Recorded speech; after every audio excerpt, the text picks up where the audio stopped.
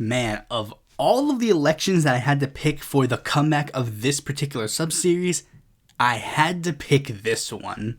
Even without doing any proper research, I think we can all generally conclude that the 2020 Democratic presidential primaries was probably one of the most active presidential primaries that we have had in US history, with a ton of different politicians who were ready to take down the incumbent president at the time, Donald Trump. But I'm pretty sure we all also remember the fact that it was a rather tiered system back in that time period. Usually the tier system is rather easy, but this time it got a heck of a lot more complicated, with basically nobody being able to agree on who was really considered a viable Democratic presidential candidate. Especially considering as the race went on, the viability of certain candidates would naturally shift. So it's really difficult to pinpoint who is considered an other in this race. But I think I've come up with the perfect way to distinguish who is considered a mainline candidate and who is one of the others. You see this? This is a presidential debate stage. The Democratic Party got to set the rules on who got to be on that stage. And as we've talked about before, and we'll talk about in this video, the rules can be rather complex and seek to benefit some candidates more than others. So everybody who couldn't make it through those rules gets a spot in this video. I think that's the perfect way to symbolically show that some of these candidates were better than others. But as we'll get into in this video, not everybody is created equal in the other category as well, which is why this video is actually going to have time codes that show the various different levels of candidates. To begin, why don't we scrape the literal bottom of the barrel? Because why not? These are the people who are prominent enough to announce candidacies or file candidacies and have notoriety, but didn't actually do anything to get on the ballot. First, we have perennial candidate Harry Braun, 9/11 conspiracist and perennial candidate Jeff Boss, founder of the Free Hugs Project Ken Nowotdyke, 2016 presidential candidate Richard Lyons-Weil, 2008 Socialist Party nominee Brian Moore, who dropped out of the race 6 days after he entered, 2008 Republican House nominee in Delaware Scott Walker, who dropped out soon afterwards to run for Senate, then later run for governor as a Republican, and last being conservative activist Ami Horowitz, who ran solely because the lax rules of the first couple of debates meant that he had a potential chance to get on the presidential stage. In order to try to bring some sanity into the discussion. On a level right above them, we have people who managed to get on the ballot in one state. And for this one, of course, we have to start with New Hampshire, because if I don't, they're going to get mad. There was 2016 presidential candidate Raymond Michael Morrose, who got 8 votes, U.S. intelligence agent Jason Everett Dunlap, who got 12 votes, Thomas James Torgson, who got 30 votes, comedian Ben Glebe, who got 31 votes, perennial candidate Sam Sloan, who got 34 votes, far-right conspiracy theorist Lawrence Krauss with 52 votes, 2016 presidential candidate David John Thistle with 53 votes, and two-time presidential candidate Thomas Coos, who got 72 votes. For people who are on the ballot in one different state, in the state of Utah, we have self-described conservative socialist Nathan Bloxham, who stated he only ran as a Democrat because, quote, all Republicans can do is criticize their president. Democrats stick together. I'm sorry, what? He ended up getting 69 votes. Nice. In Missouri, we have something very interesting. A married couple running for the same office. Congressional candidate Velma Steinem and her husband, perennial candidate Leonard Steinem, getting 191 and 175 votes, respectively. Staying in Missouri, we have St. Louis City School Board member and perennial candidate Bill Haas, who got 392 votes. But the most prominent single-state candidate was U.S. veteran David Lee Rice of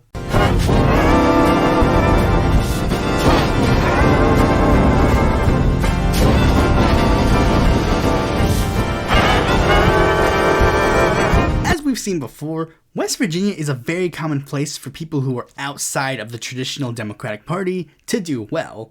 This one being more interesting due to the fact that by the time that the West Virginia primary had happened, all of the other major candidates had suspended their bids. So if you wanted to participate in the upcoming elections, you really only had 3 options: vote for Joe Biden, vote for presidential dropout, or vote Rice, with 15,470 people choosing the third option, getting a pretty close third all things considered. One level above them were smaller names who were on the ballot in multiple states. First, there was perennial candidate Henry F. Hughes, who was on the ballot in New Hampshire, Arizona, and Missouri. He ended up getting 345 votes. Next, we have Dr. Rita Krzyzewski, who got on the ballot in New Hampshire and Colorado. She ended up receiving 468 votes. Next, we have perennial candidate Stephen Burke on the ballot in New Hampshire, Louisiana, and Missouri. He ended up getting 1,774 votes. Next, we have 2002 California gubernatorial candidate Mosey Boyd, who was on the ballot in New Hampshire, Utah, Arkansas, and California. She ultimately got 2,064 votes. Next, we have perennial Connecticut candidate Mark Stewart Greenstein, who made it on the ballot in New Hampshire, Vermont, and California. He ended up getting 3,331 votes. Next, we have 2-time presidential candidate and football coach Robbie Wells, who was on the ballot in New Hampshire, Texas, Missouri, Louisiana, and Colorado. He ended up getting 3,340 votes. Next, we have business person Michael Ellinger, who was on the ballot in New Hampshire, Arizona, and California. He ultimately got 3,627 votes. The last small name in the multi-state candidate tier was Rocky De La Fuente III, not to be confused with his dad, Rocky De La Fuente, who was running for the Republican nomination and ran for the Democratic one in 2016. Why the dueling runs? To be very blunt, Rocky De La Fuente was using his son for political gain. Due to the fact that him and his son had the exact same name, he was more than likely using his son to build up name recognition among Democrats for his upcoming general election bid. My evidence for that was the fact that Rocky De La Fuente has a little bit of a history in shadiness in regards to elections. I have a whole video about Rocky De La Fuente's short but prominent political tenure, but in the same election cycle where he was running against Rocky De La Fuente III, he was also running for Congress against his other son, Ricky De La Fuente, and stated that the sole reason he was running in that election was to help his son Ricky get on the ballot in the general election. And the second piece of evidence is the fact that Rocky De La Fuente III had absolutely no campaign apparatus whatsoever. In fact, it took a while for people to even figure out that they were in fact 2 different individuals. Again, go watch this video if you're interested in seeing more of Rocky De La Fuente. Despite all this, RD3 was on the ballot in New Hampshire, Utah, California, Colorado, Texas, and Arizona, and ultimately got 13,610 votes. Now this is the part where I would end the video here, but due to the rules that I said at the beginning of the video, we actually have 6 more names to go through. These 6 were candidates that were so close to being considered major candidates. They were so close that there were many outlets that did consider them major candidates for a multitude of different factors, which we'll get into with each individual candidate. And for this one, I actually want to do something a little different. Normally, I'd go by vote total and/or entry in the race, but this time we're going to go backwards. We're going to go after the people who were considered the biggest and the latest to enter the race, and then make our way to the earliest candidates to enter in the race. And the only reason I changed the format was so I could talk about the absolute failure that was Deval Patrick's presidential run. Deval Patrick's presidential ambitions were a little bit interesting, with many people considering him one of those names that a pundit would throw out at the beginning of the year, then would basically fade away. Deval Patrick even openly stating that he had no intentions of running for president due to the fact that it would be very difficult on him. However, according to him, after seeing how the race turned out, he made the stunning decision to announce on November 14th, 2019, that he would seek the Democratic nomination for president, believing that he was the perfect voice to bridge the divide between the 2 ideological wings of the party, which were seemingly growing further and further apart. However, surprisingly, entering the race at the literal last second is a terrible idea. And unfortunately for Patrick, he maintained this outlook for the entirety of his campaign, such as the case when the Patrick campaign decided to hold an event right before a presidential debate, where only 2 people ended up showing up. The reason being that Duvall decided to announce this event a mere 24 hours in advance. Of all the presidential candidates whose campaigns lasted to the Iowa caucus, Duvall ended up getting dead last with only 2,116 votes. And Duvall would end up suspending his bid on February 12, 2020, not even lasting 3 months in the campaign. Next, we have former Representative Joe Sestak, who entered the race on June 23, 2019. Sestak was notable for clashes with the National Democratic Party, both by going against the DCCC when they told him he could not run for his seat initially, and when he decided to run against Arlene Specter, even after a deal was made with him to switch parties during the 2010 midterms, and also a failed attempt to get the Senate nomination in 2016.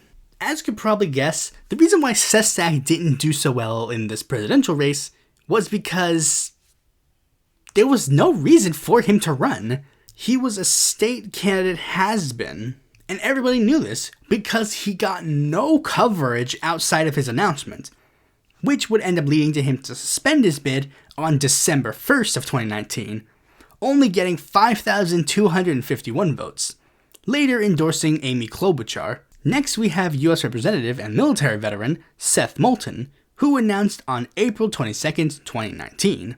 Moulton was somewhat notable in the U.S. House due to the fact that not only did he primary an 18-year incumbent, but also being one of the leading voices to replace Nancy Pelosi as Democratic leader, usually via pitching himself as, yeah, I'm not your traditional Democrat, I'm something completely new. An idea that might have been good if it wasn't for the fact that literally every single candidate, with the exception of Biden, were pitching themselves in that capacity. If you wanted a candidate that was purely running on, I'm a young new face, vote for Eric Swalwell. If you wanted a fiercely anti-Nancy Pelosi Democrat, vote for Tim Ryan. If you wanted someone purely running on their military experience, you'd vote for Tulsi Gabbard. If you wanted a trendy new centrist type candidate, you'd vote for Andrew Yang. There was literally absolutely no pathway to success for Moulton, and as such, he didn't end up succeeding, suspending his bid by August 23rd before making it on any primary ballots. The next candidate is probably the most notable, and that is former senator and presidential candidate Mike Gravel. Gravel's 2020 presidential bid is so fascinating, I could dedicate an entire video on this one bid itself. But in case I don't, here's the story anyways. For those unaware, there is a left-wing podcast called Chapo Trap House. One of their members was on the news recently. Chapo was well known for its sort of dirtbag left type attitude. You know, harsh, brash, and fiercely left-wing. And that led them to talk about the presidential campaign of Mike Gravel, focusing on his bombastic performance during the presidential debates. And 2 of the people who listened to that podcast were high school senior David Oakes and college freshman Henry Williams, who in turn decided to contact Mike Gravel with the idea of running for president in the 2020 election. Gravel was of course hesitant as he was 90 and not at all in the shape to run a nationwide campaign, but they told him that he would not have to do anything with their political strategy. Their plan was simple: get access to Mike Gravel's Twitter account, which already had a decent following base due to the fact that Gravel is a prominent political figure, make some comments very much in line with the dirtbag left to get attention to raise their profile, and use this to raise money. Oh, no, not for them. At least not at first. No, this wasn't actually about the monetary value. This was purely based on the idea that you had to meet one of 2 thresholds to make it in one of the first Democratic presidential debates. If you got 1% in 3 polls, or got 65,000 donors, you would get one of the 20 spots, presuming that there was one still available, with certain rules on how those spots would be filled. If you made both thresholds, you were guaranteed a spot.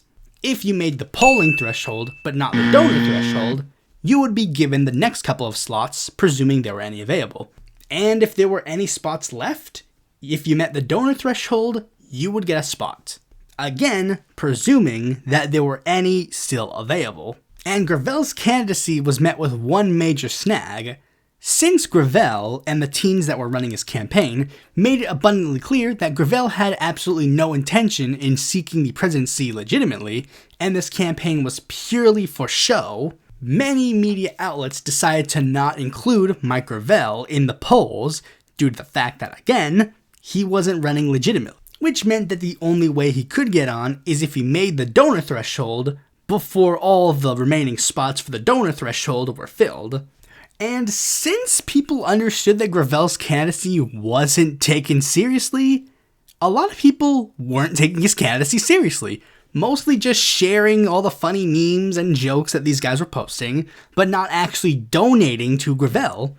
And what's worse is that the Gravel teens didn't really do their due diligence in researching Gravel, as there were a lot of suspect things that Gravel has done in the past that made people a little bit more hesitant to support him, such as his association with the LaRouche movement over 9/11 trutherism. Things got worse as many people started looking at the Gravel teens with immense suspicion, with it seeming like they weren't helping Gravel, but were instead using him. Such is the case with Gravel's most passionate issue, the National Initiative for Democracy, never being mentioned once during his 2020 campaign.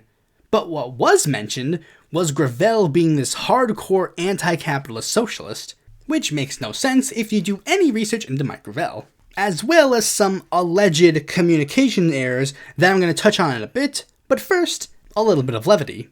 You see this?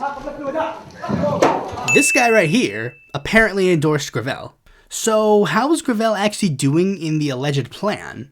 Well, on July 12th, 2019, Gravel had finally reached the donor threshold to make it in the presidential debate.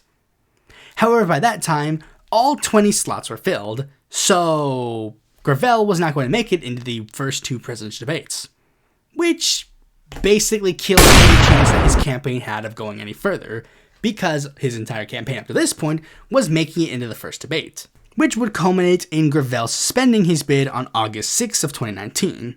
But what happens next? Well, that's where things get interesting, because this is where issues regarding miscommunication seem to be very prevalent. During many of the interviews that Gravel had done to promote this presidential campaign, when people would actually talk about Gravel on the state of the presidential race, Gravel had a lot of praise to say about Bernie Sanders and Tulsi Gabbard, making it essentially an open secret that when he would inevitably drop out, he would endorse either of these two to be president and vice president. Then, after he dropped out of the presidential bid, there was this big video announcement saying that he would endorse Bernie Sanders for president, seemingly putting to rest any support that he had for Tulsi Gabbard. Well, that was unless you read the accompanying press release, where Gravel stated that he was dual endorsing Bernie and Tulsi, a fact that is not mentioned at all in the video endorsement, raising people's eyebrows. But whatever, maybe behind the scenes he was primarily endorsing and probably going to cast his vote for Bernie, but still give praise to Tulsi, whatever.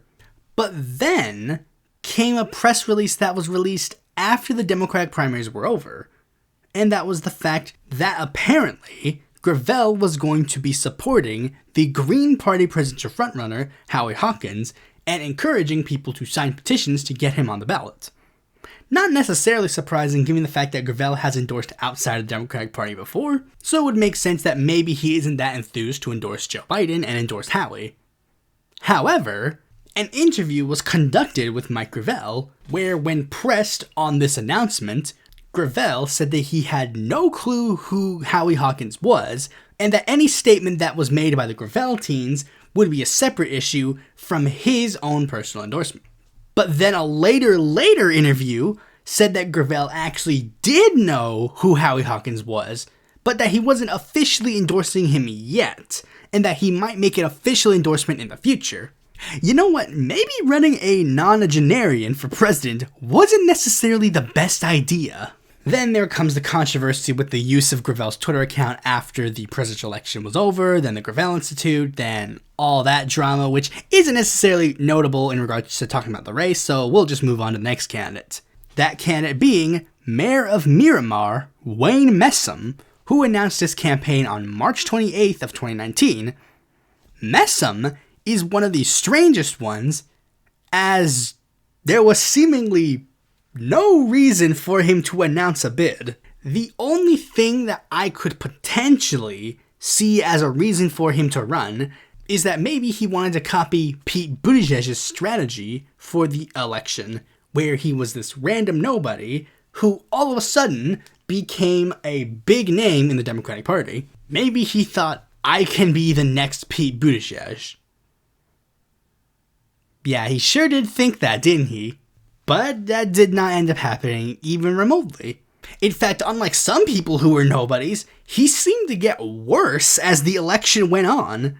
Nowhere was that more prevalent than when it was reported that in the third quarter of fundraising, he raised, drumroll please, $5. Reportedly, that was a glitch in their presidential system, but it's not exactly that unbelievable, especially considering in quarter 4, he raised a grand total of $0. In fact, Wayne is probably the only candidate in the race that I can think of who actually got demoted. The fact that I'm including Wayne Messam in this category is a little bit of an issue, because very early on, he was considered part of this category, but by the time the election was over, he was considered an also there, due to the fact that the dude literally had just no path to victory, which Messam would eventually learn and would drop out his bid on November 19th, 2019. And last but certainly not least, we have Army Major and West Virginia State Senator Richard Ojeda. Ojeda is probably one of the oddest outliers in regards to the 2020 race, but in order to understand it, we'll have to talk a little bit about his career prior. Ojeda was a populist-type Democrat in the state Senate who pushed for a medical marijuana bill that was signed by the GOP governor. But he did not get too notable until he was involved in the West Virginia teacher strike, trying to introduce bills to meet their issues before it happened and continue to advocate for them, leading to him becoming sort of a folk hero among the strikers. He used this momentum to attempt a run for Congress in West Virginia's 3rd congressional district. Now, Ojeda was running in a deep red state, deep red district. Didn't really seem like he would do so hot, and most people would have just written him off and then moved on to either swing seats or seats with more notable candidates. That was until Ojeda decided to drop a major bombshell during interviews, stating that in the 2016 election, Ojeda voted for Bernie Sanders in the Democratic primary and then voted for Donald Trump in the general election. Now, normally this would be viewed as a huge detriment, but Ojeda didn't want to see it that way. Ojeda pitching himself as the perfect person to go to Trump voters to turn them over to the Democratic Party, which did strike a chord with a lot of people. One person who struck a chord with this was a former candidate turned pundit, Crystal Ball, who became one of Ojeda's most ardent supporters, and Ojeda Mentum spread all across LeftTube. Unfortunately, this did not lead to his victory, but given the fact that he was in one of the deepest red districts in the country, he didn't do that bad. And with that, a mere 3 days after he lost, Ojeda made the stunning announcement that he was going to run for president of the United States, making him the 3rd major Democrat to enter the race.